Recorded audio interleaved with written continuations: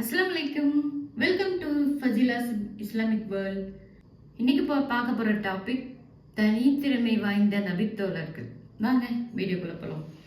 உபைத் பின் kebab ரலியல்லாஹு அன்ஹு அவர்களிடம் நபிகளார் அல்-பைனா 98வது அத்தியாயத்தை உங்களிடம் ஓதி காட்டுமாறு அல்லாஹ் என்னிடம் கூறினான் என்றார்கள்.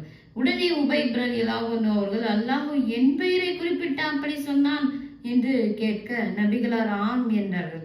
அது கேட்ட உபைத் ரலியல்லாஹு அன்ஹு அவர்கள் அந்த ஆனந்த மிகுதியால் குலுங்கி அழுது விட்டார். ஏன் உபைத் ரலியல்லாஹு அன்ஹு அவர்களின் பெயரை மட்டும் அல்லாஹ் 7 வானம் மேலிருந்து தனியாக குறிப்பிடுகிறான்? உபைத் ரலியல்லாஹு அன்ஹு குர்ஆனை நன்கு ஓதத் தெரிந்தவர். ஆகவேதான் அந்த சிறப்பு. இந்த உலகம் திறமைக்கு முதலிடம் கொடுக்கும். தனித்திறமை வாய்ந்தவர்களுக்கு தனி முக்கியத்துவம் கிடைக்கும். உபைத் ரலியல்லாஹு அன்ஹு அவர்களை விட அபூபக்கர் ரலியல்லாஹு அன்ஹு அவர்கள் எவ்வளவோ சிறந்தவர் தான்.